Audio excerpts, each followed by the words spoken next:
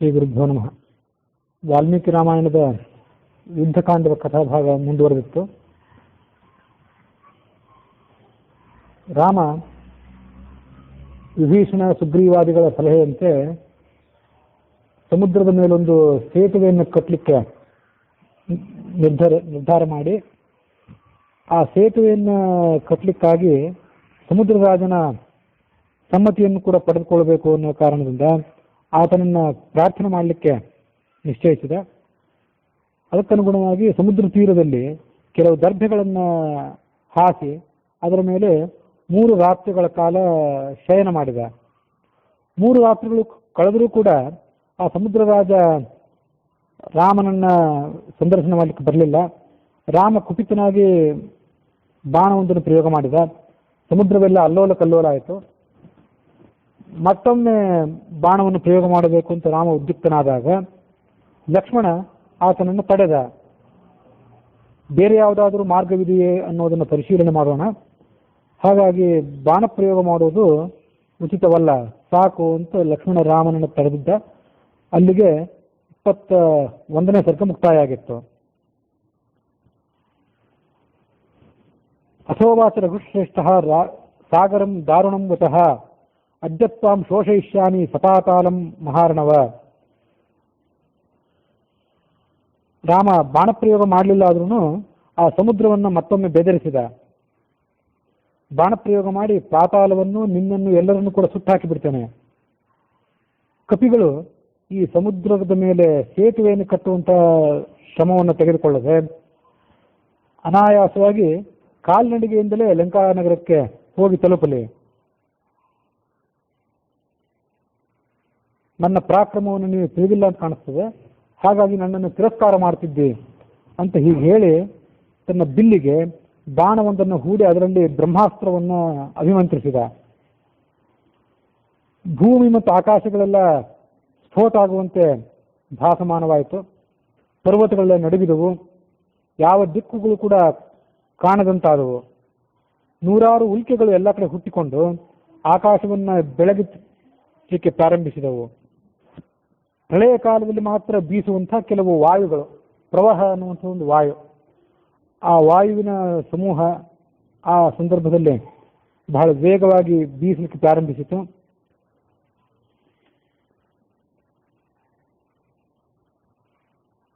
ಮೋಡಗಳಿಂದ ನೀರಿನ ಮಳೆ ಬರುವುದರ ಹೊರತಾಗಿ ಬೆಂಕಿಯ ಮಳೆ ಸುರಿಯಲಿಕ್ಕೆ ಪ್ರಾರಂಭ ಆಯಿತು.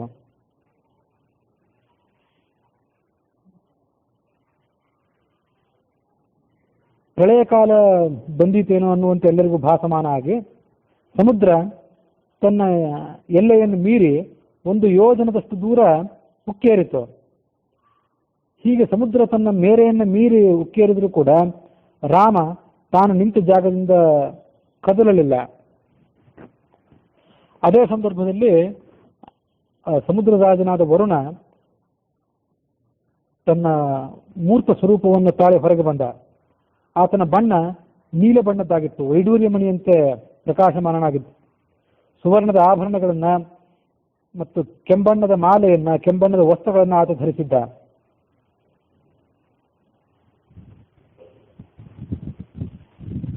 ತನ್ನಲ್ಲೇ ಹುಟ್ಟಿದಂತಹ ನಾನಾ ಥರದ ರತ್ನಗಳ ಆಭರಣಗಳನ್ನು ಆತ ತೊಟ್ಟಿದ್ದ. ತನ್ನ ವಕ್ಷಸ್ಥಳದಲ್ಲಿಯೂ ಕೂಡ ಕೌಸ್ತುಭಮಣಿಗೆ ಸಮಾನವಾದದ್ದು, ವಿಷ್ಣುವಿನ ವಕ್ಷಸ್ಥಳದಲ್ಲಿ ಕೌಸ್ತುಭಮಣಿ ಏನಿರ್ತದಲ್ಲ ಅದಕ್ಕೆ ಸಮಾನವಾದಂತಹ ಒಂದು ರತ್ನವನ್ನು ಧಾರಣೆ ಮಾಡಿದ್ದ. ಗಂಗಾ, ಯಮುನಾ, ಸಿಂಧು ಮೊದಲಾದಂತಹ ನದಿಗಳು ಆತನ ಪತ್ನಿಯರಾದವರು ಆತನನ್ನ ಸುತ್ತಲೂ ಒಡೆದು ನಿಂತುಕೊಂಡಿದ್ರು. ಆ ಸಮುದ್ರದಲ್ಲಿ ವಾಸ ಮಾಡುವಂತಹ ಮೊಸಳೆಗಳು, ತಿಮಿಂಗಿಲಗಳು ಮತ್ತು ಬೇರೆ ಬೇರೆ ರೀತಿಯಾದ ಜಲಚರಗಳೆಲ್ಲ ಆತನ ಜೊತೆಗೆ ಹೊರಗೆ ಬಂದಿದ್ದವು. ರಾಮನಿಗೆ ಅವನು ನಮಸ್ಕಾರ ಮಾಡಿದ. ಪೃಥ್ವಿ ವಾಯುರಾಕಾಶ ಮಾಪೋ ಜ್ಯೋತಿಷ್ಠರಾಘವ ಸ್ವಭಾವೇ ಸೌಮ್ಯ ತಿಷ್ಠಂತಿ ಶಾಶ್ವತಂ ಮಾರ್ಗಮಾಶ್ರಿತಾ. ಈ ಜಗತ್ತಿನಲ್ಲಿ ಸೃಷ್ಟಿಯಲ್ಲಿರುವಂತಹ ಪ್ರತಿಯೊಂದು ವಸ್ತುವು ಕೂಡ ಪೃಥ್ವಿ, ವಾಯು, ಆಕಾಶ, ಜಲ, ತೇಜಸ್ಸು, ಈ ಪಂಚಮಹಾಭೂತಗಳೇನಿವೆ ಯಾವತ್ತೂ ಕೂಡ ತಮ್ಮ ಸ್ವಭಾವವನ್ನು ಮೀರಿ ವರ್ತಿಸೋದಿಲ್ಲ. ತತ್ಸ್ವಭಾವೋ ಮಮಾಪ್ಯೇಷ ಯದಗಾಧೋ ಅಹಂ ಅಪ್ಲವಃ ವಿಕಾರಸ್ತು ಭವೇದ್ ಗಾಧಃ ಏತತ್ತೇ ವೇದಯಾಮ್ಯಹಂ. ನಾನು ಸಮುದ್ರ ಅಂದರೆ ನೀರು, ನಾನು ನೀರಿನ ರಾಶಿ.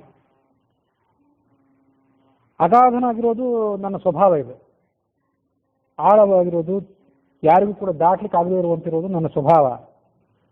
ನಾನು ನನ್ನ ಸ್ವಭಾವವನ್ನು ಬಿಟ್ಟು ಕೊಡುವ ಸಾಧ್ಯತೆಯೇ ಇಲ್ಲ. ನಿನ್ನಿಂದಲೇ ಸೃಷ್ಟಿಗೊಳಿಸಲ್ಪಟ್ಟವರು ನಾವೆಲ್ಲರೂ. ನಮ್ಮ ಸ್ವಭಾವವು ಕೂಡ ನಿನ್ನಿಂದಲೇ ನಿರ್ಮಾಣವಾದದ್ದು. ಹೀಗಿರುವಾಗ ನಾವು ಸ್ವಭಾವವನ್ನು ಬಿಟ್ಟು ಕೊಡುವಂತಿಲ್ಲ. ನಾನು ಅಗಾಧನಾಗಿದ್ದವನು, ಗಾಧನಾಗಿಬಿಟ್ರೆ, ಅಗಾಧ ಅಂದರೆ ಆಳವಾದದ್ದು, ಗಾಧ ಅಂದರೆ ಆಳ ಇಲ್ಲದೇ ಇದ್ದದ್ದು. ಆಳವಾಗಿದ್ದವನು, ಸ್ವಭಾವತಃ ನಾನು ಆಳವಾಗಿದ್ದವನು. ಆಳವಾಗಿರೋ ಸ್ವಭಾವವನ್ನು ಬಿಟ್ಟು ಕೊಟ್ಟುಬಿಟ್ರೆ ಅದು ಪ್ರಕೃತಿಯ ನಿಯಮಕ್ಕೆ ವಿರುದ್ಧ ಆದೀತು. ಹಾಗಾಗಿ ನನ್ನ ಸ್ವಭಾವವನ್ನು ನಾನು ಬಿಟ್ಟುಕೊಡ್ಲಿಕ್ಕೆ ಅಪೇಕ್ಷೆ ಪಡೋದಿಲ್ಲ. ಆದರೂ ನಿನಗೊಂದು ಉಪಾಯವನ್ನು ಹೇಳ್ತೇನೆ. ಸಮುದ್ರವನ್ನು ದಾಟಲಿಕ್ಕೆ ನೀನೇನು ನಿರ್ಧಾರ ಮಾಡಿದ್ದೆ, ಅದಕ್ಕೊಂದು ಉಪಾಯವನ್ನು ನಾನು ಹೇಳ್ತೇನೆ. ನನ್ನಲ್ಲಿರುವಂಥ ನೀರನ್ನು, ಸಮುದ್ರದ ನೀರು ನನ್ನಲ್ಲಿ ಏನಿದೆ, ಇದನ್ನು ಯಾವ ಕಾರಣಕ್ಕೂ ಕೂಡ ನಾನು ಸ್ತಂಭಿತಗೊಳಿಸಲಾರೆ. ನೀರು, ಇಲ್ಲಿರುವಂಥ ಪ್ರಾಣಿಗಳು, ಇದಕ್ಕೆ ಯಾವುದೇ ರೀತಿಯಿಂದಲೂ ಕೂಡ ಧಕ್ಕೆ ಬರೋದು ನನ್ನ ಸ್ವಭಾವಕ್ಕೆ ವಿರುದ್ಧ. ಎಷ್ಟೇ ಕಷ್ಟವಾದರೂ ನಾನು ಸಹಿಸ್ಕೊಳ್ತೇನೆ. ಇದಕ್ಕೊಂದು ಸೇತುವೆಯನ್ನು ಕಟ್ಟುವ ಆಲೋಚನೆಯನ್ನು ನೀನು ಮಾಡು. ಆಗ ರಾಮ ಅವನಿಗೆ ಹೇಳಿದ, ನೀನು ಹೇಳಿದಂತೆ ಸೇತುವೆ ಕಟ್ಟೋದು ಇತ್ಯಾದಿ ಕೆಲಸಗಳನ್ನು ನಾವು ಮಾಡ್ತೇವೆ. ಆದರೆ ನಾನೀಗ ಬಾಣವೊಂದನ್ನು ಹೂಡಿದ್ದೇನಲ್ಲ, ಈ ಹೂಡಿದ ಬಾಣ ವ್ಯರ್ಥ ಆಗಬಾರ್ದು. ಯಾರ ಮೇಲಾದರೂ ಇದನ್ನು ನಾನು ಪ್ರಯೋಗ ಮಾಡಬೇಕು. ಅದಕ್ಕಾಗಿ ಈ ಬಾಣಕ್ಕೆ ಒಂದು ಲಕ್ಷ್ಯವನ್ನು ತೋರಿಸು ಅಂದ ರಾಮ.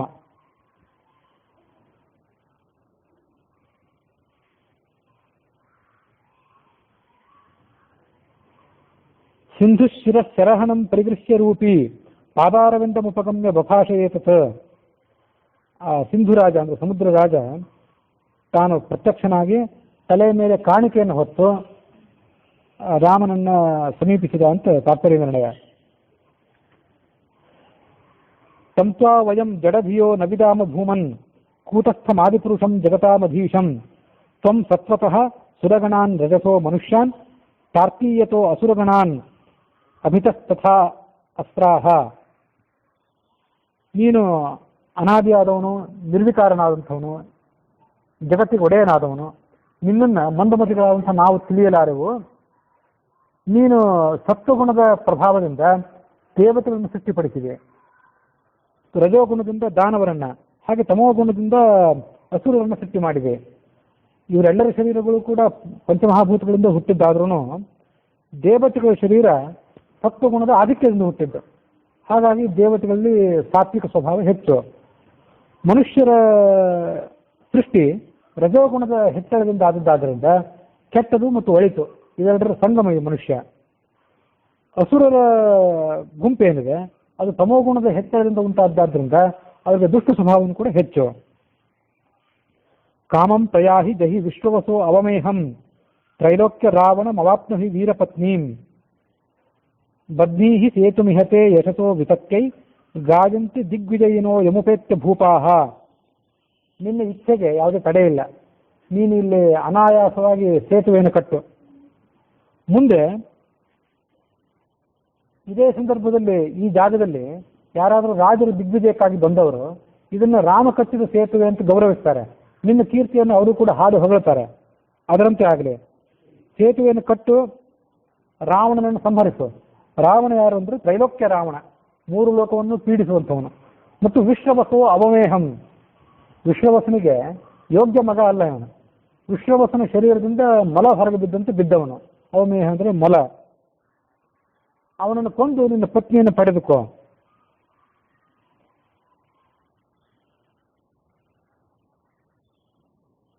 ಇತ್ಯುಕ್ತವಂತಮಮ ಮಾಷ್ಟನುಗೃಹ್ಯ ಬಾಣಂ ತಸ್ಮೈ ಧೃತಂ ಧೃತಿಸುತಾತ್ಮಸು ಚಾಂತ್ಯಜೇಷು ಶಾರ್ವಾದ್ವರಾತ್ ವಿಗತ ಮೃತ್ಯುಷು ದುರ್ಜಯೇಷು ನಿಸ್ಸಂಖ್ಯಕೇಶು ಅಮುಚದಾಶು ದದಾಹ ಸರ್ವಾನ್. ರಾಮ ಅವನನ್ನು ಅನುಗ್ರಹಿಸಿದ. ಆದರೆ ಬಾಣವನ್ನು ಎಲ್ಲಿ ಪ್ರಯೋಗ ಮಾಡಬೇಕು ಅಂತ ಕೇಳಿದ. ಅದಕ್ಕೆ ಆ ಸಮುದ್ರರಾಜ ತಾನೇ ಉತ್ತರ ಹೇಳಿದ. ಉತ್ತರೇಣ ಅವಕಾಶೋಸ್ತಿ ಕಶ್ಚಿತ್ ಪುಣ್ಯತಮೋ ಮಮ ದ್ರುಮಕುಲ್ಯ ಇತಿ ಖ್ಯಾತಃ ಲೋಕೆ ಖ್ಯಾತೋ ಯಥಾ ಭವಾನ್. ನನ್ನ ವಿಶಾಲವಾದಂಥ ಸಾಗರ ಪ್ರದೇಶದಲ್ಲಿ ಉತ್ತರದ ಭಾಗದಲ್ಲಿ ಧ್ರುಮಕುಲ್ಯ ಅನ್ನುವ ಹೆಸರಿನ ಒಂದು ಜಾಗ ಇದೆ. ಆ ಧ್ರುಮಕುಲ್ಯ ಅನ್ನುವ ಜಾಗ ಬಹಳ ಪ್ರಖ್ಯಾತವಾದದ್ದು. ಅಲ್ಲಿ ಕೆಲವು ಭಯಂಕರವಾದಂಥ ಮನುಷ್ಯರು ವಾಸ ಮಾಡ್ತಿದ್ದಾರೆ. ಮನುಷ್ಯರು ಅಂದರೆ ಅವರು ಆಧೀರ ಜಾತಿಗೆ ಸಂಬಂಧಪಟ್ಟವರು, ಬೆಸ್ತರ ಜಾತಿಗೆ ಸಂಬಂಧಪಟ್ಟವರು. ಅವರ ಸ್ವಭಾವ, ಅವರ ರೂಪ ಎರಡೂ ಕೂಡ ಭಯಂಕರವೇ. ಅವರು ಕಳ್ಳರೇ, ಇನ್ನೊಬ್ಬರನ್ನ ಸುಲಿದು ತಿನ್ನುವಂಥವರು. ಅವರು ನನ್ನಲ್ಲೇ ವಾಸ ಮಾಡಿಕೊಂಡಿದ್ದು, ನನ್ನ ನೀರನ್ನು ನಿತ್ಯ ಪಾನ ಮಾಡ್ತಾರೆ. ಆ ಪಾಪಿಷ್ಠರ ಸಹವಾಸ ನನಗೆ ಸಾಕಾಗಿದೆ, ಅವರನ್ನು ಸಂಹರಿಸು, ಅವರ ಸ್ಪರ್ಶವೇ ನನಗೆ ಬೇಡ. ನನ್ನ ಮೇಲೆ ಗುರಿ ಇಟ್ಟಿರುವಂಥ ಈ ಬಾಣವೇನಿದೆ ಅದನ್ನು ಅವರ ಮೇಲೆ ಪ್ರಯೋಗ ಮಾಡು. ಆಗ ಅವರು ನಾಶ ಹೊಂದಿತ್ತಂತೆ ಆದಿತ್ತು, ನಿನ್ನ ಬಾಣವು ಕೂಡ ಸಫಲವಾದಿತ್ತು. ಇಲ್ಲಿ ಆ ಸಮುದ್ರ ರಾಜ ದೇವತೆ ಆದ್ದರಿಂದ, ವರುಣ ದೇವತೆ ಆದ್ದರಿಂದ ಸತ್ವಗುಣ ಪ್ರಧಾನನಾದವನವನು. ರಾಮ ಕುಪಿತನಾಗಿದ್ದಾನೆ ಅಂತ ಗೊತ್ತಾದ ಕೂಡಲೇ, ಅಥವಾ ರಾಮ ಅಲ್ಲಿ 3 ರಾತ್ರಿಗಳನ್ನು ಕಳೆಯೋದಕ್ಕೆ ಬದಲಾಗಿ ರಾಮ ದರ್ಭೆಗಳ ಮೇಲೆ ಮಲಗಿದ ಕೂಡಲೇ ಬರ್ಬೋದಿತ್ತಲ್ಲ. ರಾಮ ಬಂದಿದ್ದಾನೆ ಅಂತ ಆತನಿಗೆ ತಿಳಿಯದ ಸಂಗತಿ ಏನಲ್ಲ, ಯಾಕೆ ವಿಳಂಬ ಮಾಡಿದ ಅಂತಂದ್ರೆ ಈ ರಾಕ್ಷಸರ ಸಂಹಾರವನ್ನು ಮಾಡಿಸ್ಬೇಕಾಗಿತ್ತು. ಈಗ ಸಮಾಧಾನ ಹೇಳಬೇಕು. ಭಾಗವತಕ್ಕೆ, ಈ ರಾಮಾಯಣಕ್ಕೆ ಸತ್ಯಧರ್ಮೀಯರ ವ್ಯಾಖ್ಯಾನ, ಸತ್ಯಧರ್ಮತೀರ್ಥರ ವ್ಯಾಖ್ಯಾನ ಇದೆಯಲ್ಲ, ಅಲ್ಲಿ ಹೀಗೆ ಹೇಳ್ತಾರಂತೆ. ಕೆಲವೊಂದು ಬಾರಿ, ಅನೇಕ ಬಾರಿ ಪುರಾಣಗಳಲ್ಲಿ ದೇವತೆಗಳ ಚರ್ಯೆಗೆ, ದೇವತೆಗಳಿಗೆ ವಿರುದ್ಧವಾಗಿ ವರ್ತಿಸುವಂಥ ಚರ್ಯೆ ಏನಿರ್ತದಲ್ಲ, ಅದಕ್ಕೆ ನಾನಾ ಥರ ವ್ಯಾಖ್ಯಾನ ಮಾಡ್ತಾರೆ. ಪುರಾಣಕಾರರು ವ್ಯಾಖ್ಯಾನ ಮಾಡ್ತಾರೆ, ಪುರಾಣ ವ್ಯಾಖ್ಯಾನಕಾರರು ಕೂಡ ಹಾಗೆ ಹೇಳ್ತಾರೆ. ಅದೇನೆಂದರೆ, ದೇವತೆಗಳು ಎಷ್ಟೇ ಮಹತ್ವದವರಾದರೂ ಕೂಡ ಆ ದೇವತೆಗಳಿಗೂ ಕೂಡ ಕೆಲವೊಮ್ಮೆ ಅಸುರ ಪ್ರವೇಶ ಆಗೋದಿದೆ, ಕಲಿ ಪ್ರವೇಶ, ಅಸುರ ಪ್ರವೇಶ ಆಗೋದಿದೆ. ಹಾಗಾಗಿ ಅವರು ಪರಮಾತ್ಮನಿಗೆ ವಿರುದ್ಧವಾಗಿ ನಡ್ಕೊಳ್ತಾರೆ ಎಷ್ಟೋ ಬಾರಿ. ಹಾಗೆ ಉಳಿದೆಷ್ಟೋ ಬಾರಿ ನಾವು ಕೇಳ್ತೇವೆ. ಇಲ್ಲೂ ಕೂಡ ರಾಮ ಬಂದಿದ್ದಾನೆ ಅಂತ ಗೊತ್ತಿದ್ರೂ ಕೂಡ ಆ ರಾಮನನ್ನು ಅನಾದರ ಮಾಡಲಿಕ್ಕೆ ಸಮುದ್ರ ರಾಜನಿಗೆ ಏನು ಕಾರಣ ಇತ್ತು? ಅಸುರ ಪ್ರವೇಶವೋ ಹೇಗೆ ಅಂತಂದ್ರೆ, ಅಸುರ ಪ್ರವೇಶ ಕಾರಣ ಅಂತ ಇಲ್ಲಿ ಹೇಳಬಾರ್ದಂತೆ. ಯಾಕೆಂದ್ರೆ ರಾಮನ ಕಾರ್ಯಕ್ಕಾಗಿ ಹನುಮಂತ ಹಿಂದೆ ಸಮುದ್ರವನ್ನು ದಾಟ್ಲಿಕ್ಕೆ ಬಂದಿದ್ನಲ್ಲ, ಆ ಹನುಮಂತನಿಗೆ ವಿಶ್ರಾಂತಿ ಸಲುವಾಗಿ ನೀನು ಮೇಲೆ ಹೋಗುವಂತ ಮೈನಾಕ ಪರ್ವತವನ್ನು ಕಳಿಸಿದಾತನೇ ಈ ಸಾಗರ. ರಾಮನ ಕಾರ್ಯಕ್ಕಾಗಿ ಬಂದಂತ ಹನುಮಂತನಿಗೆ ಸಹಾಯ ಮಾಡಲಿಕ್ಕೆ ಉದ್ಯುಕ್ತನಾದವನು ಈ ಸಾಗರದಾಗ. ಸ್ವಯಂ ರಾಮನೇ ಅಲ್ಲಿಗೆ ಬಂದಾಗ ಅವನನ್ನು ಅನಾದರ ಮಾಡುವಷ್ಟು ಮೂರ್ಖನಲ್ಲ ಆತ. ಆದರೂ ಯಾಕೆ ಮಾಡಿದ ಅಂದ್ರೆ, ರಾಮ ಮಿತಿಮೀರಿ ಕುಪಿತನಾಗಿ ಅವನು ಬಾಣವನ್ನು ಹೊರಗೆ ಹೂಡಬೇಕು, ಅದನ್ನ ಈ ರಾಕ್ಷಸರ ಮೇಲೆ ಪ್ರಯೋಗ ಮಾಡಿಸ್ಬೇಕು ಅಂತ ಆತನ ಉದ್ದೇಶ ಇತ್ತು ಅಂತ ಸತ್ಯಧರ್ಮದ ವ್ಯಾಖ್ಯಾನಕ್ಕನುಸಾರ ತಿಳ್ಕೊಳ್ಬೇಕು.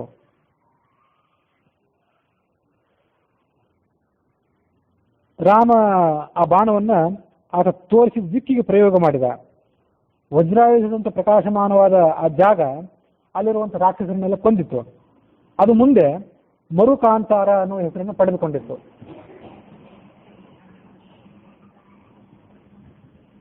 ಆ ಬಾಣ ದೊಡ್ಡ ಸ್ಫೋಟಕ ವಸ್ತುವಿನಂತೆ ಇತ್ತು. ಅಲ್ಲಿದ್ದ ಆ ಬೆಸ್ತರ ಜಾತಿಯವರು ಸತ್ತು ಹೋದ್ರು. ಅದಲ್ಲದೆ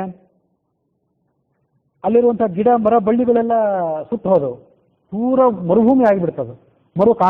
ಕಾಂತಾರ ಅಂದ್ರೆ ಅರಣ್ಯ, ಮರು ಅಂದ್ರೆ ಮರುಭೂಮಿ, ಮರುಭೂಮಿಯೇ ದೊಡ್ಡ ಅರಣ್ಯ ಆಗಿಬಿಡ್ತು. ಭೂದೇವಿ ಚೀತ್ಕಾರ ಮಾಡಿಲ್ಲಂತೆ ಆ ಬಾಣದ ಏಟಿಗೆ. ಅಲ್ಲಿ ಒಂದು ಗಾಯ ಆಯಿತು ಭೂದೇವಿ ಮೇಲ್ಮೈಗೆ ಗಾಯವಾಗಿ, ಆ ಗಾಯದ ಮೂಲಕ ಪಾತಾಳದಲ್ಲಿದ್ದಂಥ ನೀರು ಮೇಲೆ ಚಿಮ್ಮಿತು. ಅದು ಕೇವಲ ಒಂದು ಸಣ್ಣ ಚಿಲುಮೆ ಆಗಿರಲಿಲ್ಲ, ಮುಂದೆ ಅದು ದೊಡ್ಡ ಬಾವಿಯೇ ಆಗಿಬಿಡ್ತು. ತಬ್ಬ ಭೂವ ತದಾ ಕೂಪಃ ವ್ರಣಯಿತ್ಯಭಿವಿಶ್ರುತಃ ಸತತಂ ಚೋತ್ಥಿತಂ ತೋಯಂ ಸಮುದ್ರಸ್ಯೇವ ದೃಶ್ಯತೆ. ಸಮುದ್ರದ ನೀರಿನಂತೆ ಕಾಣಿಸ್ತಿತ್ತು, ಸತತವಾಗಿ ನೀರು ಮೇಲೆ ಬರ್ತಿತ್ತು.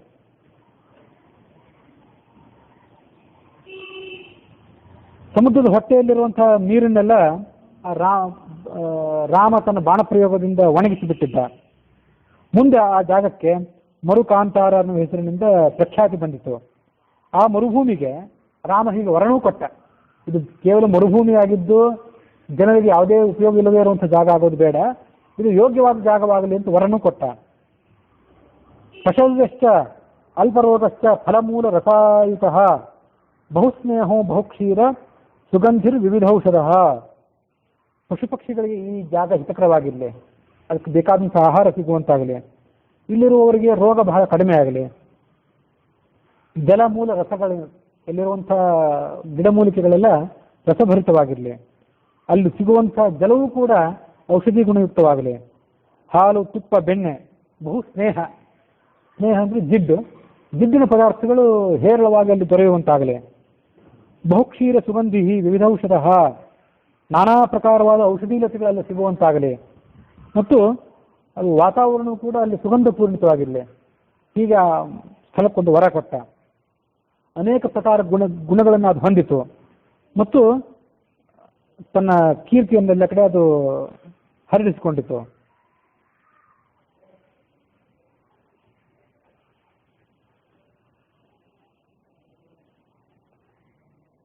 ಇತ್ಯುಕ್ತ ವಕ್ತಮಮುಂ ಆಶ್ವ ಅನುಗೃಹ್ಯ ಬಾಣಂ ತಸ್ಮೈ ಧೃತಂ ಜಿತಿಸುತಾತ್ಮಸು. ದೈತ್ಯರವರು, ದ್ವಿತೀಯ ಮಕ್ಕಳು ಅವರ ಪರಂಪರೆ, ಅಂತ್ಯದೇಶಿ ನೀಚ ಜಾತಿಯವರಾಗಿದ್ದರು. ಶಾರ್ವಾದ್ ವರ ದ್ವಿಗತ ಮೃತ್ಯುಷು, ಅವರಿಗೆ ಶಿವನ ವರ ಇತ್ತು, ಸಾವನ್ನು ಗೆದ್ದಿದ್ರು. ಅಂಥವರು ರಾಮನ ಬಾಣದ ಪೆಟ್ಟಿಗೆ ಸಿಲುಕಿ ಸುಟ್ಟು ಹೋದರು. ನಿಸ್ಸಂಖ್ಯ ಕೇಶ, ಅವರ ಸಂಖ್ಯೆಗೊಂದು ಕೊನೆಯೇ ಇರಲಿಲ್ಲ, ಅಷ್ಟು ವಿಶಾಲವಾದ ಸೈನ್ಯವಾಗಿತ್ತು ಅವ್ರದ್ದು.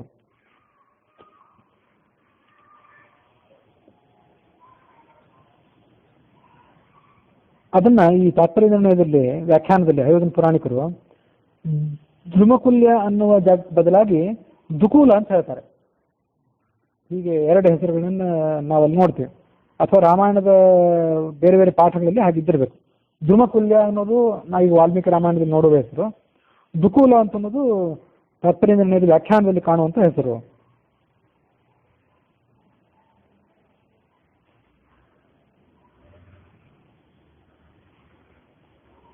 ರಾಮ ಅದರಂತೆ ರಾಕ್ಷಸರನ್ನೆಲ್ಲ ಸುಟ್ಟು ಹಾಕಿದ. ತೀರ್ಥಾರ್ಧಂ ಜಲದೇರ್ಗುರ್ಮಂ ಸಂಸ್ಥಿತೋ ಬಂಧುನಾಥಃ ಸರ್ವೇಷಾಂ ವಚನಂ ಶ್ರೋತುಂ ರಾಘವೇಣಾಥ ಸಾಗರಃ ಮೇಘಮದ್ ಗರ್ಜನಾಂ ಕುರ್ವಾನ್ ವಾಮಹಸ್ತೇನ ಧಿಕ್ಕೃತಃ ಅದ್ಯಾಪಿ ಸಾಗರಸ್ತತ್ರ ತೂಷ್ಣೀಮೇವ ಸವಿದ್ಯತೆ. ರಾಮ ಆ ಸಾಗರ ತೀರದಲ್ಲಿ ಮಲ್ಕೊಂಡಲ್ಲ, ಪ್ರಾಯೋಪವೇಶ ಮಾಡಿದ್ನಲ್ಲ, ಆನಂದ ರಾಮಾಯಣ ಹೇಳುವಂತ ಅದಕ್ಕಿಂತ ಮೊದಲು ನಡೆದಂಥ ಒಂದು ಘಟನೆಯೂ ಇತ್ತು. ಅದನ್ನು ನಾವು ಒಂದ್ಸರಿ ಶ್ರವಣ ಮಾಡಬೇಕು. ಅದೇನೆಂದ್ರೆ, ವಿಭೀಷಣಾದಿಗಳ ಜೊತೆ ಅಲ್ಲಿ ಸಂವಾದ ಮಾಡಿದ್ನಲ್ಲ, ಸಂವಾದ ಮಾಡುವಾಗ ಸ್ವಲ್ಪ ಹೊತ್ತು ನೀರಿನಲ್ಲಿ ಹೀಗೆ ನಡ್ಕೊಂಡು ಹೋದ್ರು ಆ 3-4 ಜನ ಎಲ್ಲರೂ, ವಿಭೀಷಣ, ಹನುಮಂತ, ಸುಗ್ರೀವ, ರಾಮ, ಲಕ್ಷ್ಮಣರೆಲ್ಲರೂ ಹಾಗೆ ಸಂಚಾರ ಮಾಡ್ತಾ ವಿಹಾರ ಮಾಡ್ತಾ ಅವರು ಸಂಭಾಷಣೆ ಮಾಡ್ತಿದ್ರು, ಚರ್ಚೆ ಮಾಡ್ತಿದ್ರು.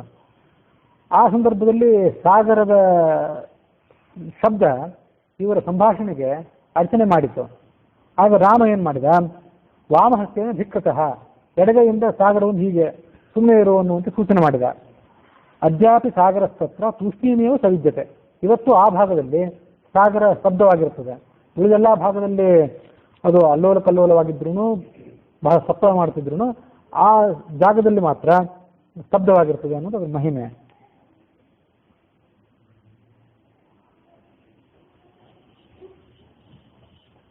ಶನೈರುಪಾಯನಂ ರಾಮಂ ಸಮರ್ಪ್ಯ ಪ್ರಣನಾಮ ಸಹ, ರಾಮನಿಗೆ ಕಾಣಿಕೆಗಳನ್ನು ಸಮರ್ಪಣೆ ಮಾಡಿದ ಸಮುದ್ರ ರಾಜ. ಈಗ ಈ ಧುಮಕುಲ್ಯ ಅಂತ ನಾವು ಹೆಸರು ನೋಡಿದ್ವಿ ವಾಲ್ಮೀಕಿ ರಾಮಾಯಣದಲ್ಲಿ, ದುಕೂಲ ಅಂತ ತಾತ್ಪರ್ಯ ವ್ಯಾಖ್ಯಾನದಲ್ಲಿ ನೋಡಿದ್ವಿ. ಆನಂದ ರಾಮಾಯಣದಲ್ಲಿ ಅದ್ರ ಹೆಸರೇ ಬೇರೆ, ಸ್ವಲ್ಪ ಧ್ರುಮಕಲ್ಪ ಅಂತ ಅದ್ರ ಹೆಸರು. ಹೀಗೆ ಧ್ರುಮಕುಲ್ಯ, ಧ್ರುಮಕಲ್ಪ, ದುಕೂಲ ಅಂತ ಹೀಗೆ 2-3 ರೀತಿಯಾದ ಹೆಸರುಗಳು. ಪಾಪಿಷ್ಠರಾದವರು ಅಲ್ಲಿದ್ದಾರೆ, ಅವರು ಹಗಲು ರಾತ್ರಿ ನನ್ನನ್ನು ಪೀಡಿಸ್ತಿದ್ದಾರೆ. ದಿವಾನಿಶಂ ಬಾಧಂತೆ ಮಾಂ. ಈ ಸಮುದ್ರದಲ್ಲಿ ಕಡಲ್ಗಳ್ಳರು ಅಂತ ಇರ್ತಾರಲ್ಲ, ಅದು ಪರಂಪರೆ, ಇಂಥವ್ರ ಪರಂಪರೆನೇ ಇದ್ದಿರಬೇಕು. ರಾಮೇಣ ಮುಕ್ತೋ ಬಾಣೋಸು ಕ್ಷಣಾದಾಧೀರ ಮಂಡಲಂ ಹತ್ವಾ ಪುನಸ್ತಮಾಗತ್ಯ ತೂಣೀರೇ ಪೂರ್ವಸ್ಥಿತಃ. ರಾಮ ಬಿಟ್ಟ ಬಾಣ ಅವ್ರನ್ನೆಲ್ಲ ಸುಟ್ಟು ಹಾಕಿತ್ತು, ಮತ್ತೆ ಮರಳಿ ಬಂದು ರಾಮನ ಬತ್ತಳಿಕೆಯಲ್ಲಿ ಸೇರಿಕೊಂಡಿತ್ತು. ಮೈ ಸೇತುಂ ಕಾರಯಸ್ವ ನಲೇನ ಉಪಲ ನಿರ್ಮಿತಂ. ನನ್ನಲ್ಲಿ ಸೇತುವೆಯನ್ನು ನಿರ್ಮಾಣ ಮಾಡು ಅಂತ ಹೇಳಿದ ಸಮುದ್ರ ರಾಜ ರಾಮನಿಗೆ.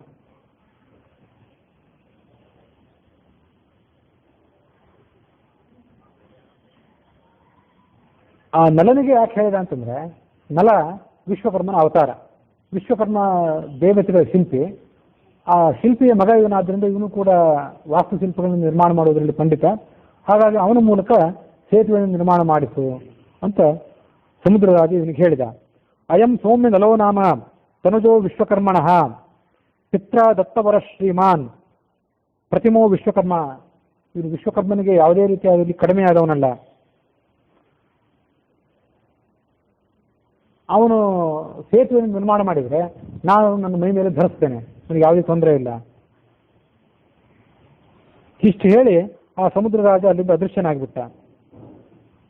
ತಾತ್ಪರ್ಯದ ವ್ಯಾಖ್ಯಾನದಲ್ಲಿ, ಕನ್ನಡ ವ್ಯಾಖ್ಯಾನದಲ್ಲಿ ಸಿಗುವಂಥ ಇನ್ನೊಂದು ಮಾಹಿತಿ ಏನಂದ್ರೆ, ಹಿಂದೆ ಅಗಸ್ತ್ಯರು ಸಮುದ್ರವನ್ನು ಅಪೋಷಣ ಮಾಡಿಬಿಟ್ಟಿದ್ರಲ್ಲ, ಅಪೋಷಣ ಮಾಡಿದಾಗ ಮತ್ತೆ ಹೊರಗೆ ಬಿಟ್ಟರು ಅದನ್ನು, ಆ ಸಮುದ್ರ ಎಲ್ಲ ತುಂಬಿತ್ತು.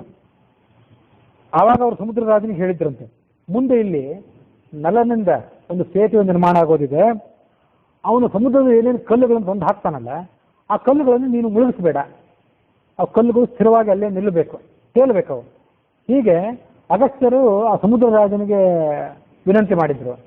ಅದರಂತೆ ಸಮುದ್ರ ರಾಜ ತನ್ನ ಮೇಲೆ ಆ ಸೇತುವೆಯನ್ನು ಹೊರಲಿಕ್ಕೆ ಮಾನಸಿಕವಾಗಿ ಆವಾಗಿಂದಲೇ ಸಿದ್ಧನಾಗಿದ್ದ. ಆ ಎಲ್ಲ ವಿಷಯ ಆತನಿಗೆ ಗೊತ್ತಿತ್ತು ಸಮುದ್ರ ರಾಜನಿಗೆ. ಅದಕ್ಕಾಗಿ ಬೇರೆ ಯಾವ ಹೆಸರನ್ನು ಆತ ಹೇಳದೆ ನಲನ ಹೆಸರನ್ನೇ ಹೇಳಿದ, ಆತನ ಕಡೆಯಿಂದನೇ ಸೇತುವೆ ಕಟ್ಟಿಸುವಂತೆ. ಆ ಕಲ್ಲುಗಳು ತೇಲ್ತಿದ್ದವು ಅನ್ನೋದಕ್ಕೆ ಇದು ಒಂದು ಕಾರಣ, ಅಗಸ್ತ್ಯರು ಹೇಳಿದ್ರು ಅನ್ನೋದು ಒಂದು ಕಾರಣ. ಇನ್ನೂ ಒಂದು ಕಾರಣವನ್ನು ಕೂಡ ನಾವು ಇಲ್ಲಿ ಗಮನಿಸ್ತೀವಿ. ಈಗ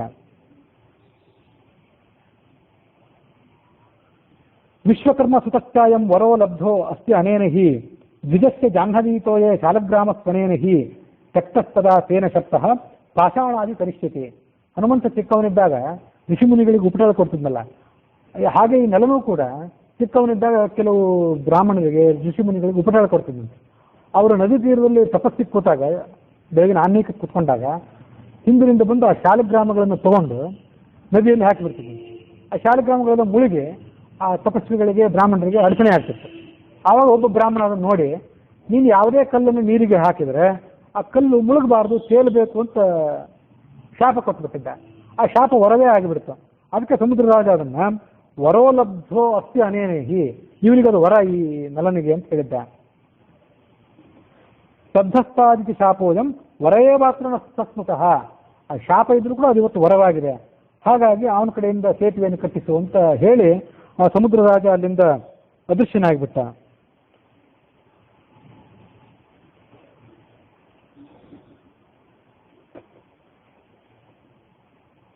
ಹಾಗಾಗಿ ಆ ಸೇತುವೆಯನ್ನು ನಿರ್ಮಾಣ ಆಯ್ತಲ್ಲ, ಮುಂದೆ ಆ ಸೇತುವೆ ನಿರ್ಮಾಣಕ್ಕಿಂತ ನಡೆದ ಇನ್ನೂ ಕೆಲವು ಘಟನೆಗಳನ್ನು ಆನಂದ ರಾಮಾಯಣಕ್ಕನುಸಾರವಾಗಿ ನಾವು ಶ್ರವಣ ಮಾಡ್ತೀವಿ. ಆ ಸೇತುವೆ ಒಟ್ಟಾರೆ ಹೇಗೆ ನಿರ್ಮಾಣ ಆಯ್ತು ಅಂತಂದ್ರೆ, ಈಗಿನ ಸೇತುವೆಗಳಂತೆ ನಡುವೆ ಅವುಗಳಿಗೆ ಕಂಬಗಳಿರಲಿಲ್ಲ. ಒಂದು ದೀರ್ಘವಾದ ಸೇತುವೆ ಕಟ್ಟಬೇಕಾದ್ರೆ ನಡುವೆ ಅಂತರಾಂತರದಲ್ಲಿ ಕಂಬಗಳನ್ನು ನಿರ್ಮಾಣ ಮಾಡಿ, ಮೊದಲು ಕಂಬಗಳನ್ನು ನಿರ್ಮಾಣ ಮಾಡಿ ಅದರ ಮೇಲೆ ಸೇತುವೆಯನ್ನು ಕಟ್ಟಿರ್ತಾರೆ. ಇದು ನಿಮ್ಗೆ ಗೊತ್ತು. ಆದರೆ ಈ ಸೇತುವೆ ಕಂಬಗಳಿಂದ ನಿರ್ಮಾಣ ಆಗಿರುವಂತೆ ಕಾಣಿಸೋದಿಲ್ಲ. ಮುಂದೆ ಎಲ್ಲಿ ಹೋದ್ರೂ ನಮ್ಗೆ ಆ ಮಾಹಿತಿ ಸಿಗೋದಿಲ್ಲ. ಹೊರತು ಕಲ್ಲುಗಳನ್ನ ಈ ರಾಕ್ಷಸರು ಸಮುದ್ರದಲ್ಲಿ ಹಾಕ್ತಾ ಹೋದ್ರು. ಆ ಕಲ್ಲುಗಳು ಒಂದಕ್ಕೊಂದು ಅಂಟ್ಕೋತಾ ಹೋದವು. ಯಾಕೆ ಅಂಟ್ಕೊಂಡವು ಅನ್ನೋ ಕೂಡ ಕಥೆನೂ ಮುಂದೆ ಬರೋದಿದೆ. ಆ ಕಲ್ಲುಗಳು ಒಂದಕ್ಕೊಂದು ಅಂಟ್ಕೊಂಡು ಅಖಂಡವಾದಂಥ ಸೇತುವೆ ಈ ತುದಿಯಿಂದ ಆ ತುದಿ ತನಕ ನಿರ್ಮಾಣವಾಯಿತು.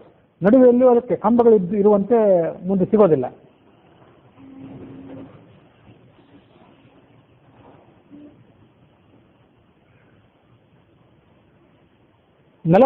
ನಲಂ ಆಜ್ಞಾಪಯಾಮಾಸ ಸೇತ್ವರ್ಥಂ ರಘುನಂದನ. ಆಮೇಲೆ ರಾಮ ಆಯ್ತು ಸೇತುವೆ ಕಟ್ಟಲಿಕ್ಕೆ ನೀನು ಪ್ರಾರಂಭ ಮಾಡುವಂತ ನಲನಿಗೆ ಹೇಳಿದ. ಸಮುದ್ರರಾಜ ಅದೃಶ್ಯನಾಗುವ ಸಂದರ್ಭದಲ್ಲಿ ನಲನು ಅಲ್ಲಿದ್ದ.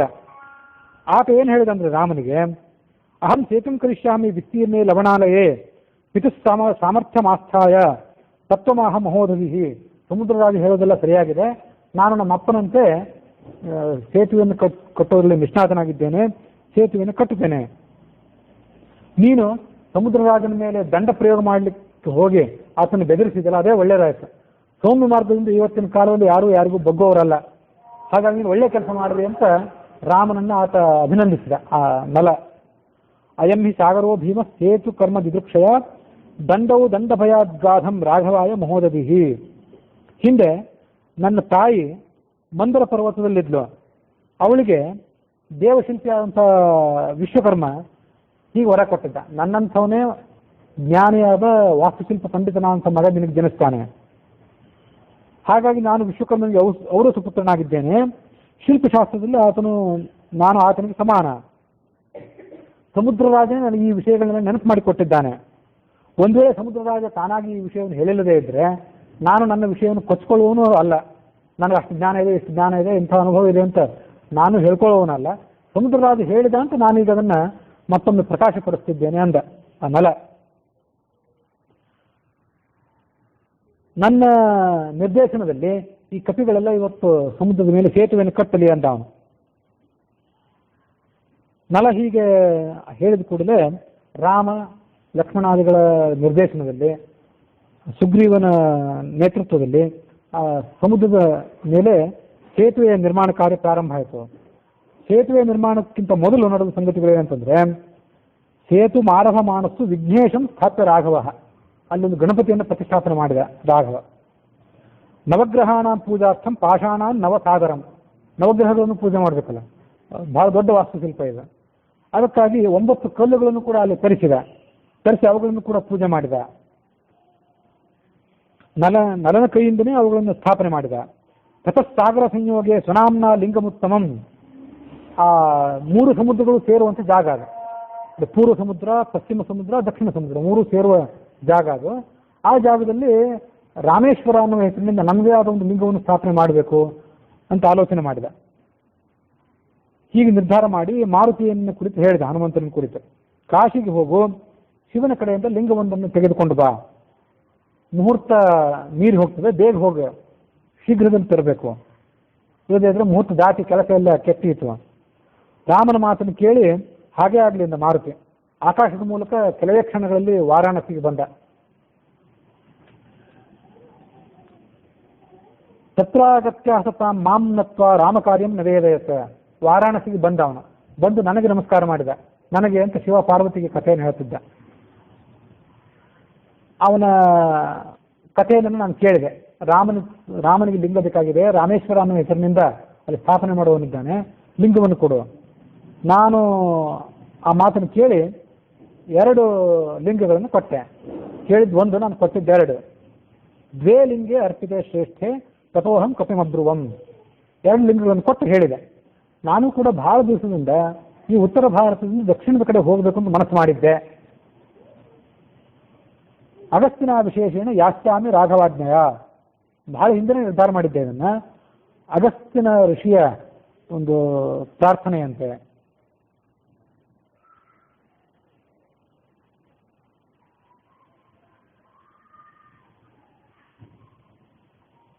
ಏವಂ ತದ್ವಚನಂ ಶುತ್ವ ಮಾರುತಿ ಸ್ಪ್ರಾಹ ಮಾಂ ಪುನಃ, ಮಾರುತಿ ಕೇಳಿದೆ, ಯಾತಕ್ಕಾಗಿ ದಕ್ಷಿಣ ದಿಕ್ಕಿಗೆ ಹೋಗ್ಬೇಕಂತ ಮಾಡಿದ್ದೆ? ಉತ್ತರದಲ್ಲಿದ್ದವನು ನೀನು ವಾರಾಣಸಿಯಲ್ಲಿ, ದಕ್ಷಿಣಕ್ಕೆ ಹೋಗ್ಲಿಕ್ಕೆ ಕಾರಣವೇನು? ಕದಾ ವಿನಿಶ್ಚಿತಂ ಪೂರ್ವಂ ತ್ವಯಾತ್ರ ಕುಂಭಜನ್ಮನ, ನೀನು ಮತ್ತು ಅಗಸ್ತ್ಯ ಇಬ್ರು ಸೇರಿ ದಕ್ಷಿಣಕ್ಕೆ ಹೋಗಬೇಕು ಶಿವ ಅಂತ ಆಲೋಚನೆ ಮಾಡಿದ್ದೆ ಯಾಕೆ? ಅದನ್ನೆಲ್ಲ ಹೇಳುವಂತಿದ್ರೆ ಹೇಳು, ಆ ಕಥೆಯನ್ನು ಕೇಳಬೇಕು ಅಂತ ಅಪೇಕ್ಷೆ ಪಡ್ತೀನಿ ಅಂದ ಹನುಮಂತ. ಅದನ್ನು ಕೇಳಿ ನಾನು ಆ ಕಪೀಶ್ವರನಿಗೆ ಈ ಕಥೆಯನ್ನು ಹೇಳಲಿಕ್ಕೆ ಪ್ರಾರಂಭ ಮಾಡಿದೆ. ಹಿಂದೊಮ್ಮೆ ನಾರದ ಋಷಿಗಳು ನರ್ಮದಾ ನದಿಯಲ್ಲಿ ಸ್ನಾನ ಮಾಡಿದರು. ಮಧ್ಯ ಭಾರತದ ನರ್ಮದಾ ನದಿ, ಅಲ್ಲಿ ಸ್ನಾನ ಮಾಡಿದರು. ಅಲ್ಲಿ ಓಂಕಾರನಾಥ ಅನ್ನುವ ಹೆಸರಿನ ಜ್ಯೋತಿರ್ಲಿಂಗ ಏನಿದೆ ಅದನ್ನು ಅರ್ಚನೆ ಮಾಡಿದರು.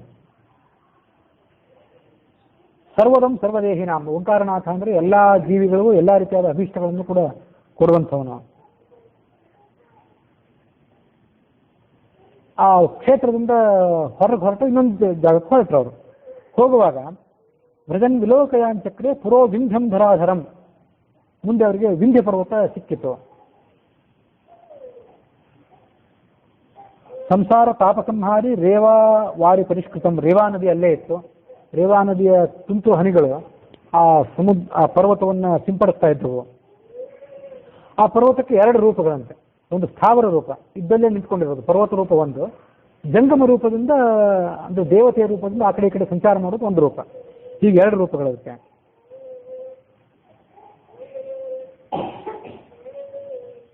ಅಸತಂ ನಾರದಂ ದೃಷ್ಟ ವಿಂಧ್ಯ ಪ್ರತ್ಯುಜ್ಜಗಾಮ ಸಹ, ನಾರದ ಅಲ್ಲಿ ಬಂದದ್ದನ್ನು ನೋಡಿ ಆ ವಿಂಧ್ಯ ಪರ್ವತ ಅವರನ್ನು ಸ್ವಾಗತಿಸಿತು. ತನ್ನ ಮೂಲ ರೂಪದಿಂದಲೇ, ದೇವತಾ ರೂಪದಿಂದ ಅವರನ್ನು ಸ್ವಾಗತಿಸಿತು. ಅವನ ಮನೆ ಕರ್ಕೊಂಡು ಹೋಯ್ತು. ತನ್ನ ಮನೆ ಕರ್ಕೊಂಡು ಹೋಗಿ ವಿಧಿಪೂರ್ವಕವಾಗಿ ಅವರಿಗೆ ಪೂಜೆ ಮಾಡಿದ. ನಾರದರಿಗೆ ಶ್ರಮ ಎಲ್ಲ ಪರಿಹಾರ ಆಯಿತು ಅನ್ನೋದು ನಿಶ್ಚಿತವಾಯಿತು. ಆ ಪರ್ವತಕ್ಕೆ ಅವರಿಗೆ ತಲೆ ಬಾಗಿಸಿ ಈ ಮುಂದಿನಂತೆ ಮಾತಾಡಿದ. ನಿಮ್ಮ ಪಾದಕಮಲಗಳಿಗೆ ಪೂಜೆ ಮಾಡುವ ಮೂಲಕ, ಆ ಪಾದೋದಕವನ್ನು ಶಿರಸ್ಸಿನಲ್ಲಿ ಧಾರಣೆ ಮಾಡೋದ್ರ ಮೂಲಕ ನನ್ನ ಪಾಪವೆಲ್ಲ ಪರಿಹಾರ ಆಗಿದೆ. ನನ್ನ ಪಾಪ ಪರಿಹಾರ ಆಗಿದ್ದು ಅಷ್ಟೇ ಅಲ್ಲದೆ ನನ್ನ ಮನೆಯ ಕತ್ತಲು ಕೂಡ ನಿಮ್ಮ ಸಾನ್ನಿಧ್ಯದಿಂದ ಪರಿಹಾರ ಆಗಿದೆ. ಸಕಲರ್ಧಿಕರಂ ತ್ಯಾಜ್ಯ, ನೀವು ಬಂದಿದ್ರ ಮೂಲಕ ನನಗೆ ಐಹಿಕ ಆಮುಷ್ಟಿಕ ಫಲಗಳೆಲ್ಲವೂ ಕೂಡ ದೊರೆತಂತಾಯಿತು. ಸುದಿನಂ, ಇದೊಂದು ದೊಡ್ಡ ಸುದಿನ ನನಗೆ. ನಾನು ಇಲ್ಲಿ ತನಕ ಮಾಡಿದ ಎಲ್ಲ ಧರ್ಮಾಚರಣೆಗಳು ಇವತ್ತು ಸಫಲ ಆದವು. ಧರಾಧರತ್ವಂ ಕುಲಿಶು ಮಾನ್ಯಂ ಮೇ ಅದ್ಯ ಭವಿಷ್ಯತೆ. ಪರ್ವತಗಳ ಕೆಲಸ ಏನಂದ್ರೆ ಭೂಮಿಯನ್ನು ಧಾರಣೆ ಮಾಡೋದು. ಆ ಕಾರಣದಿಂದ ಅವುಗಳಿಗೆ ಭೂಧರ ಅಂತ ಕರೀತಾರೆ, ಅಥವಾ ಧರಾಧರ ಅಂದ್ರೂ ಅದೇ ಅರ್ಥ. ಧರ ಅಂದ್ರೆ ಭೂಮಿ, ಅವುಗಳನ್ನ ಧಾರಣೆ ಮಾಡೋದ್ರ ಮೂಲಕ ಅವುಗಳಿಗೆ ಧರಾಧರ ಭೂಧರ ಅಂತ ಹೇಳ್ತಾರೆ. ಈ ವಿಂಧ್ಯ ಪರ್ವತ ಹೀಗೆ ಮಾತಾಡ್ತಿರೋದನ್ನ ನೋಡಿ ನಾರದರು ಸ್ವಲ್ಪ ನಿಟ್ಟುಸಿರು ಬಿಟ್ರಂತೆ, ಏನೋ ಸಂತಾಪ ಸೂಚಕವಾಗಿ ನಿಟ್ಟುಸಿರು ಬಿಟ್ರು. ಅದನ್ನ ನಿಟ್ಟುಸಿರು ಬಿಟ್ಟದನ್ನ ವಿಂಧ್ಯ ಪರ್ವತ ಗಮನಿಸಿತು. ಅದಕ್ಕೇನೋ ಸ್ವಲ್ಪ ಕೆಡುಕೆನಿಸ್ತು. ನಾರದರಂಥ ಮಹರ್ಷಿಗಳಿಗೆ ನಿಟ್ಟುಸಿರು ಬರ್ಲಿಕ್ಕೆ ಏನು ಕಾರಣ? ಅವ್ರಿಗೇನು ದುಃಖ ಒದಗಿದೆ?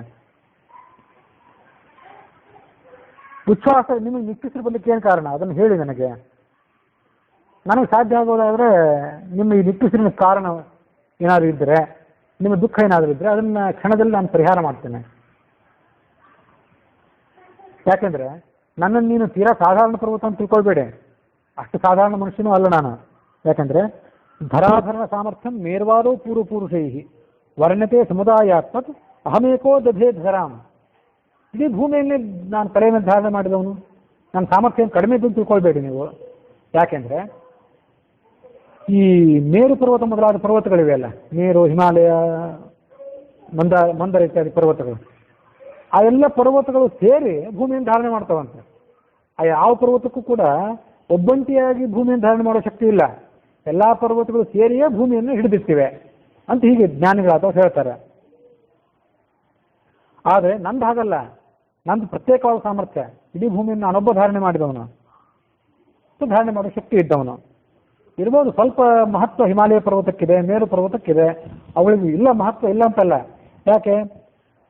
ಹಿಮಾಲಯ ಪರ್ವತಕ್ಕೆ ಗೌರಿ ಗುರುವಾದ್ದರಿಂದ, ಗೌರಿಗೆ ಪಾರ್ವತಿಗೆ ತಂದೆ ಆದ್ರಿಂದ ಮಹತ್ವ ಇದೆ. ಹಿಮವಾನ್ ಆಧಿಪತ್ಯ ಭೂಭೃತಾಂ, ಎಲ್ಲ ಪರ್ವತಗಳಿಗೆ ಆತ ರಾಜ. ಮತ್ತು ಪಶುಪತಿಗೆ ಸಂಬಂಧಿ ಬೇರೆ, ಇದು ಮಾವ ಬೇರೆ, ಶಿವನಿಗೆ ಮಾವ. ಈ ಕಾರಣದಿಂದ ಸಯೇಕೋ ಮಾನಭೃತ್ಸತಾಂ, ಸಜ್ಜನದ ಗೌರವಕ್ಕೆ ಆತ ಪಾತ್ರ, ಅದು ಒಪ್ಪಬೇಕಾದದ್ದು. ನಮೇರು ಸ್ವರ್ಣಪೂರ್ಣತ್ವಾತ್ ರತ್ನಸಾನುತೆಯ ಅಥವಾ ಸುರಸಜ್ಞತೆಯ ವಾಪಿ ಕ್ವಾಪಿ ಮಾನ್ಯೋ ಮತೋ ಮಮ. ಆದರೆ ಮೇರು ಪರ್ವತದಲ್ಲಿ ಏನು ಮಹತ್ವ ಇದೆ? ಹಾಗೆ ನೋಡಿದ್ರೆ ಹಿಮಾಲಯ ಪರ್ವತಕ್ಕಾದ್ರೂ ಮಹತ್ವ ಇರೋದು ಶಿವನ ಮಾವ ಅನ್ನೋ ಕಾರಣಕ್ಕೆ ಮಹತ್ವ ಹೊರತು ಅವನಿಗೆ ಅಂಥದ್ದೇನು ಇಲ್ಲ, ಅಂಥ ಮಹತ್ವ ಏನಿಲ್ಲ, ಅವನು ಅಂಥ ಪರಾಕ್ರಮ ಒಂದೇನಿಲ್ಲ ಅಂತ ಈ ವಿಂಧ್ಯ ಪರ್ವತದ ಅಭಿಪ್ರಾಯ. ಮೇರು ಪರ್ವತದ ಕಥೆ ಏನಂದ್ರೆ ಸ್ವರ್ಣಪೂರ್ಣತ್ವ, ಬಂಗಾರದ ಬೆಟ್ಟ ಆದ್ರಿಂದ ಜನ ಅವ್ರಿಗೆ ಗೌರವ ಕೊಡ್ತಾರೆ. ಅದು ಬಿಟ್ಟು ಅವ್ರಿಗೆ ದೊಡ್ಡ ಶಕ್ತಿ ಏನಿಲ್ಲ. ಅದು ಬಂಗಾರದ ಬೆಟ್ಟ ಮತ್ತು ರತ್ನಗಳನ್ನು ತನ್ನ ಒಡಲಿನಲ್ಲಿ ತುಂಬಿಕೊಂಡದ್ದು ಮತ್ತು ದೇವತೆಗಳ ವಾಸಸ್ಥಾನ. ಅದು ಇಷ್ಟು ಬಿಟ್ಟರೆ ಅದು ಹೆಚ್ಚಿನ ಮಹತ್ವ ಏನಿಲ್ಲ, ಅದಕ್ಕೆ ನನ್ನಂತೆ ಪರಾಕ್ರಮ ಇಲ್ಲ ಅಂತ ಈ ವಿಂಧ್ಯದ ಅಭಿಪ್ರಾಯ. ಪರಂಶತಂ ನಕಿಂ ಶೈಲಾಹ ಇರಾಕಲನ ಕೇಲಯ. ಈ ಭೂಮಿಯಲ್ಲಿ ಬೇರೆ ಎಷ್ಟು ಬೆಟ್ಟಗಳಿಲ್ವೇನೋ? ಬೇಕಾದಷ್ಟು ಬೆಟ್ಟಗಳಿವೆ. ಅವೆಲ್ಲನೂ ಕೂಡ ಸಜ್ಜನರಿಗೆ ಸ್ವಲ್ಪ ಸ್ವಲ್ಪ ಗೌರವಕ್ಕೆ ಪಾತ್ರವಾಗಿವೆ. ಮಂದೇಹ ದೇಹ ಸಂದೋಹಾ ಉದಯ ಏಕಾಶ್ರಿತಾ ನಿಷದಶ್ಚೌಷಧಿಸರ ಅಪಿ ಅಸ್ತು ಅಸ್ತ ಪ್ರಮಿತ ಪ್ರಭ. ನಿಷದ ಪರ್ವತವಿದೆ, ಅದರಲ್ಲಿ ನಾನಾ ಥರದ ಗಿಡಮೂಲಿಕೆಗಳು ಸಿಗ್ತವೆ. ಅದನ್ನು ಬಿಟ್ಟರೆ ಅಲ್ಲಿ ಯಾವುದೇ ಮಹತ್ವವಿಲ್ಲ. ಉದಯಾಚಲ ಮಂದವಾಗಿದೆ, ಸೂರ್ಯನ ಪ್ರಕಾಶ ಅಲ್ಲಿರುವಷ್ಟು ಕಾಲ ಅದು ಹೊಳಿತಿರ್ತದೆ. ಸೂರ್ಯನ ಪ್ರಕಾಶ ಇಲ್ಲ ಅಂದ್ಕೊಂಡು ಅದು ಮಂದ ಆಗಿಬಿಡ್ತದೆ. ನಿಷದಗಿರಿ, ನಿಷದ ಪರ್ವತ ಔಷಧಗಳು ಇರುವ ಕಾರಣಕ್ಕೆ ಮಹತ್ವ ಪಡೆದಿದೆ, ಬೇರೆ ಮಹತ್ವ ಇಲ್ಲ ಅದಕ್ಕೆ. ಅಷ್ಟಾಚಲ, ಸೂರ್ಯ ಅಸ್ತಂಗತನಾಗುವಂಥ ಪರ್ವತ, ಅದು ಕೂಡ ನಿಸ್ತೇಜವಾಗಿ ಬಿಟ್ಟಿದೆ. ನೀಲಗಿರಿ ಇದೆ, ಆ ನೀಲಗಿರಿಗೆ ಮಹತ್ವ ಏನಂದ್ರೆ ನೀಲಿ ಬಣ್ಣದ ಬಂಡೆಕಲ್ಲುಗಳಲ್ಲಿರೋದ್ರಿಂದ ಅದಕ್ಕೆ ಮಹತ್ವ. ಮಂದರಾಚಲ ಇದೆ, ಮಂದರ ಪರ್ವತ, ಅದು ಕೂಡ ಮಂದ ದೃಷ್ಟಿ ಇದ್ದಾಗಿದೆ, ಬಹಳ ಜ್ಞಾನ ಪರಾಕ್ರಮ ಏನಿಲ್ಲ ಅದಕ್ಕೂ ಕೂಡ. ಮಲಯ ಪರ್ವತ ಇದೆ, ಅಲ್ಲಿ ಬರೀ ಹಾವುಗಳು, ಅದರ ಮಹತ್ವ ಏನು ಇದೆ, ಅಲ್ಲಿ ಏನೂ ಇಲ್ಲ. ರೇವತ ಪರ್ವತ ಅಂತಿದೆ, ಅದು ಗುಜರಾತ್ನ ಸಮೀಪದಲ್ಲಿ. ಅದು ಕೂಡ ನಿರ್ಧನ, ಈಗೇನು ದೊಡ್ಡ ಸಂಪತ್ತಿಲ್ಲ ಅದಕ್ಕೆ. ಹೇಮಕೂಟ, ತ್ರಿಕೂಟ ಮೊದಲಾದ ಪರ್ವತಗಳಿವೆ. ಸುಮ್ಮನೆ ಕೂಟ ಅಂತ ಹೆಸರು ಇಟ್ಕೊಂಡಿವೆ ಅಷ್ಟೇ, ಅದಕ್ಕೇನು ಮಹತ್ವ ಇಲ್ಲ ಅಂತ. ಎಲ್ಲ ಪರ್ವತಗಳನ್ನು ಬೈದ ಹಿಂದೆ, ನಾನೇ ಮಹತ್ವದವನು. ಕಿಷ್ಕಿಂಧ ಅಂತಿದೆ ಬಳ್ಳಾರಿ ಸಮೀಪ. ಕ್ರೌಂಚ ಇದೆ, ಸಸ್ಯ ಪರ್ವತ ಇದೆ. ಇವ್ಯಾವು ಕೂಡ ಪೃಥ್ವಿಯ ಭಾರವನ್ನು ಹೊರುವ ಸಾಮರ್ಥ್ಯ ಉಳ್ಳವುಗಳಲ್ಲ. ವಿಂಧ್ಯಾಚಲ ಹೀಗೆ ತನ್ನ ಪರಾಕ್ರಮ, ತನ್ನ ಮಹತ್ವವನ್ನು ಹೇಳ್ಕೊಳ್ತಾನೆ ಇತ್ತು. ನಾರದರಿಗೆ ಯಾರಿಗೂ ಕೂಡ ಇಷ್ಟೊಂದು ಗರ್ವ ಒಳ್ಳೆಯದಲ್ಲ, ಇದರ ಗರ್ವವನ್ನು ಸ್ವಲ್ಪ ಕಡಿಮೆ ಮಾಡಬೇಕು ಅಂತ ಅನಿಸ್ತು. ಅದಕ್ಕೆ ಅವರೊಂದು ಸಂಚನೆ ಹೆಣೆದರು.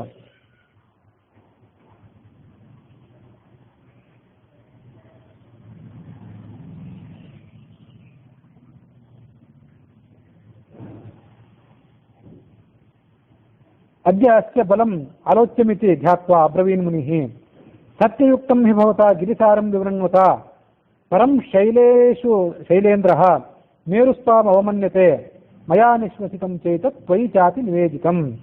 ಎಲ್ಲ ಸರಿ, ಬೇರೆ ಬೇರೆ ಪರ್ವತಗಳ ಗುಣಾವಗುಣಗಳನ್ನು, ಅವುಗಳ ಪರಾಕ್ರಮಗಳನ್ನೆಲ್ಲ ನೀನು ತೂಗಿ ಹೇಳಿದ್ದಿ, ಅದನ್ನು ವಿಮರ್ಶನೆ ಮಾಡಿದ್ದಿ.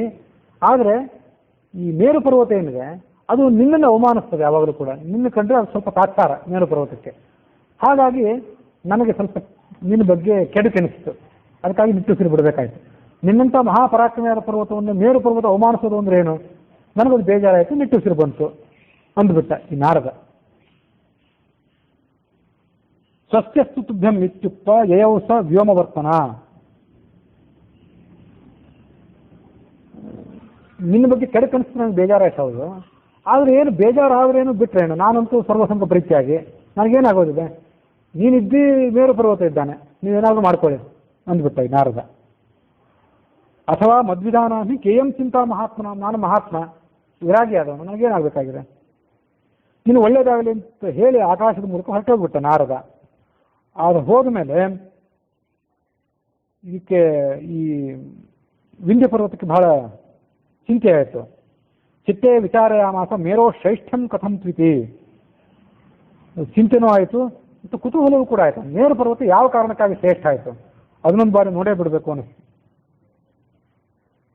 ಅದಕ್ಕೆ ಹೀಗೆ ಆಲೋಚನೆ ಮಾಡಿತ್ತು. ನಿತ್ಯ ಮೇರು ಪರ್ವತವನ್ನು ಸೂರ್ಯ ಪ್ರದಕ್ಷಿಣೆ ಮಾಡ್ತಾನಲ್ಲ, ಸೂರ್ಯ ಮತ್ತು ಉಳಿದೆಲ್ಲ ಆತನ ಸುತ್ತಮುತ್ತ ಇರುವಂಥ ಗ್ರಹಗಳು, ಭೂಮಿ ಮೊದಲಾದವುಗಳು, ಇವೆಲ್ಲವೂ ಕೂಡ ಸಮೇತನಾಗಿ ಸೂರ್ಯ ಮೇರು ಪರ್ವತಕ್ಕೆ ಪ್ರದಕ್ಷಿಣೆ ಆಗ್ತಾನೆ. ಆ ಕಾರಣಕ್ಕಾಗಿ ಮೇರು ಪರ್ವತಕ್ಕೆ ಏನಾದರೂ ಸ್ವಲ್ಪ ಹಮ್ಮು ಬಿಮ್ಮು ಬಂದಿದ್ದಿರಬೇಕು ಅಂತ ಅನಿಸ್ತು ಈ ವಿಂಧ್ಯಕ್ಕೆ.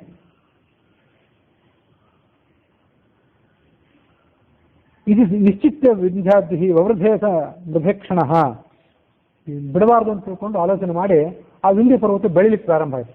ಬೆಳೆಯಿತು. ವಿರುದ್ಧ ಬ್ರಾಹ್ಮ ಮಧ್ವಾನಂ ಸ್ವಸ್ಥೋ ಅಭೂತ್ ಗಗನಾಂಗಣೆ. ಇಡೀ ಬ್ರಹ್ಮಾಂಡದ ಮಾರ್ಗವನ್ನೆಲ್ಲ ತಡೆದು ಹಿಡಿದು ಬಿಡ್ತು. ಆ ಸೂರ್ಯ ಎಲ್ಲಿಂದ ಸಂಚಾರ ಮಾಡ್ತಾನೆ, ಸೂರ್ಯನ ಮಾರ್ಗವನ್ನೇ ನಿಲ್ಲಿಸಿ ಬಿಡಬೇಕು. ಸೂರ್ಯ ಸಂಚಾರ ಮಾಡೋದ್ರಿಂದ ಮೇರು ಪರ್ವತದ ದುರಹಂಕಾರ. ಆ ಸೂರ್ಯನನ್ನೇ ತಡೆ ಹಿಡಿದು ಬಿಟ್ರೆ ಆ ಮೇರು ಪರ್ವತದ ಶ್ರೇಷ್ಠತೆ ತಾನಾಗಿ ಕುಸಿದು ಹೋದಿತ್ತು ಅಂತ ಆಲೋಚನೆ ಮಾಡಿ ಬೆಳೆದ. ಆಕಾಶದಲ್ಲಿ ಸ್ವಸ್ಥನಾಗಿ ನಿಂತು ಬಿಟ್ಟ. ಎಲ್ಲಿ ನೋಡಿದಲ್ಲಿ ವಿಂಧ್ಯ ಪರ್ವತವೇ ಕಾಣಿಸ್ತಾ ಇದೆ. ಬೆಳಗಿನ ಹೊತ್ತಿನಲ್ಲಿ ಸೂರ್ಯ ಉದಯಿಸಿ ಆ ಭಾಗದಿಂದ ಈ ಕಡೆ ಬರಬೇಕಲ್ಲ. ಇನ್ನು ಉದಯಿಸಿದ ದಿಕ್ಕಿನಿಂದ ಅಸ್ತಂಗತನಾಗುವ ದಿಕ್ಕಿಗೆ ಪ್ರಯಾಣ ಮಾಡಲಿಕ್ಕೆ ಪ್ರಾರಂಭ ಮಾಡಿದ. ಮಧ್ಯ ಬಂದು ನಿಂತರೆ ಈ ವಿಂಧ್ಯ ಪರ್ವತ. ಸೂರ್ಯನನ್ನು ಮುಂದೆ ಹೋಗಲಿಕ್ಕೆ ಇದು ತಡೆದು ಬಿಡ್ತು. ಗಂತುಂ ವೃದ್ಧಂ ಸ್ವಪಂಥಾನಂ ತೃಷ್ಟ ಅವಸ್ಥೋ ಸ್ಥಿರಂ. ಅಲ್ಲೇ ನಿಂತು ಬಿಟ್ಟ. ಎಷ್ಟೋ ಕಾಲ ಮುಂದುವರಿಯಿತು.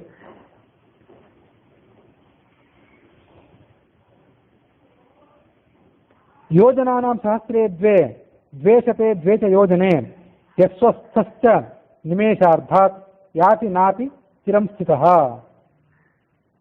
ಅವನ ಸೂರ್ಯನ ಪರಾಕ್ರಮ ಎಂಥದ್ದು ಅಂತಂದ್ರೆ ಪ್ರತಿಯೊಂದು ಕ್ಷಣದಲ್ಲಿಯೂ ಅಪಾರವಾದಂಥ ವೇಗದಿಂದ ಆತ ಸಂಚಾರ ಮಾಡ್ತಿರ್ತಾನೆ. ಅಂಥವನು ಇವತ್ತು ನಿಂತ್ಕೊಂಡ್ಬಿಟ್ಟ.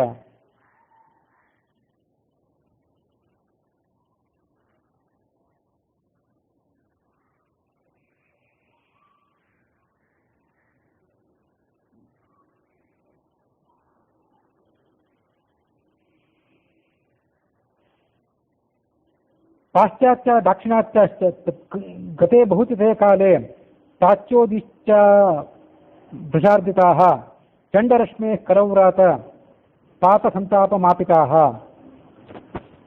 ಮುಂದೆ ಅವನಿಗೆ ಸಂಚಾರ ಮಾಡ್ಲಿಕ್ಕಾಗಲಿಲ್ಲ. ಎಲ್ಲಿ ಆತ ನಿಂತ್ಕೊಂಡಿದ್ನಲ್ಲ, ಆ ನಿಂತ್ಕೊಂಡಂಥ ಭಾಗದಲ್ಲಿ ಕೆಳಗಿನ ಜನ ಏನಿದ್ರು ಅವರಿಗೆ ಸೂರ್ಯನ ಉರಿ ಬಿಸಿಲನ್ನು ತಾಳ್ಲಿಕ್ಕಾಗಲಾರಂತಾಯ್ತು. ಬಹಳ ಕಷ್ಟಪಟ್ಟರು ಅವರು. ಪಾಶ್ಚಾತ್ಯ ದಾಕ್ಷಿಣಾತ್ಯಾಶ್ಚ ನಿದ್ರಾಮುದ್ರಿತ ಲೋಚನಾ. ಅವನು ಪೂರ್ವ ಭಾಗದಿಂದ ಮತ್ತು ಉತ್ತರ ಭಾಗದಿಂದ ಉದಯಿಸಿ ಬಂದಿದ್ದ. ಅದೇ ಪೂರ್ವ ಮತ್ತು ಉತ್ತರ ಭಾಗಗಳ ನಡುವಿನ ಭಾಗದಿಂದ ಉದಯಿಸಿ ಬಂದಿರಬೇಕು. ಅಲ್ಲಿಂದ ಆತ ಬರ್ಲಿಕ್ಕೆ ಪ್ರಾರಂಭ ಮಾಡಿದಾಗ ಅಲ್ಲಿರುವಂಥ ಜನರಿಗೆ ಸದಾ ಹಗಲಾಗಿಬಿಡುತ್ತೆ. ಆ ಹಗಲಿನ ಬೇಗೇನೆ ಅವ್ರು ತಾಳಲಾರದಂತಾಗುತ್ತೆ. ಈ ಕಡೆ ಪಶ್ಚಿಮ ಮತ್ತು ದಕ್ಷಿಣ ದಿಕ್ಕಿನವರು ಹೇಳಿದ್ರಲ್ಲ, ಪಾಶ್ಚಾತ್ಯ ದಾಕ್ಷಿಣಾತ್ಯಾಶ್ಚ, ಅದು ಇನ್ನೊಂದು ಭಾಗ. ಅವರಿಗೆ ನಿದ್ದೆಯಿಂದ ಎಚ್ಚರವೇ ಆಗಲಿಲ್ಲ. ಸೂರ್ಯ ಉದಯಿಸ್ತಾನೆ ಅಂದರೆ ಅವ್ರಿಗೆ ಎಚ್ಚರ ಆಗಬೇಕು. ಈ ಕಡೆ ಇವರಿಗೆ ಎಚ್ಚರವೇ ಆಗಲಿಲ್ಲ. ಹಾಗೆ ನಿದ್ದೆಯಿಂದ ತೂಕಡಿಸ್ತಾನೆ ಇದ್ರು. ಆ ಕಡೆ ಅವರಿಗೆ ಹಗಲೇ ಮುಗಿಯಲಿಲ್ಲ. ಅವರು ಬಿಸಿಲಿನ ಬೇಗೆಯಿಂದ ಚಡಪಡಿಸಿದ್ರು.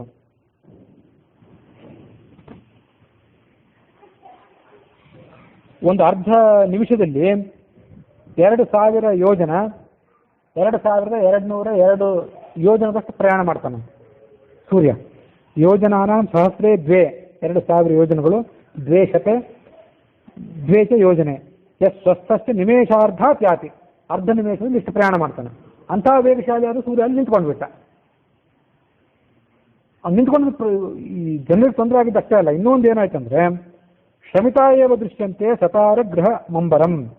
ಎಲ್ಲೂ ಯಜ್ಞಯಾಗಾದಿಗಳಿಲ್ಲ, ಎಲ್ಲ ಸ್ತಬ್ಧ ಆಗೋದು. ಸೂರ್ಯ ಸರಿಯಾಗಿ ಸರಾಗವಾಗಿ ಸಂಚಾರ ಮಾಡ್ತಿದ್ರೆ ಯಜ್ಞಯಾಗಾದಿಗಳು ನಡೀತಿರ್ತವೆ. ಇದು ಯಾವುದೂ ಇಲ್ಲದಂತಾಗಿ ಯಜ್ಞಯಾಗಾದಿಗಳಿಲ್ಲ, ಪಂಚಯಜ್ಞಗಳಿಲ್ಲ, ದೇವತೆಗಳು ಕೂಡ ಅದರ ಬಿಸಿ ತಟ್ಟಿತು. ತತಸ್ಸುರ ವಿಧೇರ್ ವಾಕ್ಯಾತ್ ಅಗಸ್ತ್ಯಂ ತದ್ಗಿರೇ ಗುರುಂ ಪ್ರಾರ್ಥಯಾಮಾಸುಹು ಚ ಅಪ್ರೇತ್ಯ ಸಮುನಿ ವಿಫಲೋ ಅಭವತ್. ಅವರೆಲ್ಲ ಚತುರ್ಮುಖ ಬ್ರಹ್ಮನ ಬಳಿಗೆ ಹೋದರು. ಚತುರ್ಮುಖ ಬ್ರಹ್ಮ ಅಗಸ್ತ್ಯನ ಕಡೆಗೆ ಅವರನ್ನು ಕಳಿಸಿದ. ಅಗಸ್ತ್ಯನ ಬಳಿಗೆ ಅವ್ರು ಬಂದು ಪ್ರಾರ್ಥನೆ ಮಾಡಿದರು, ಜಗತ್ತಿಗಿಂತ ಪರಿಸ್ಥಿತಿ ಬಂದಿದೆ, ಏನಾದರೂ ಮಾಡಿ ಅದನ್ನು ಪಾರುಗಾಣಿಸುವ. ಆ ಮುನಿಗೂ ಕೂಡ ಬಹಳ ಚಿಂತೆ ಆಯಿತು. ಇನ್ನು ಏನು ಸಮಾಪ್ತಿಯನ್ನು ಹಾಡಬೇಕಾದ್ರೆ ಏನು ಮಾಡಬೇಕು?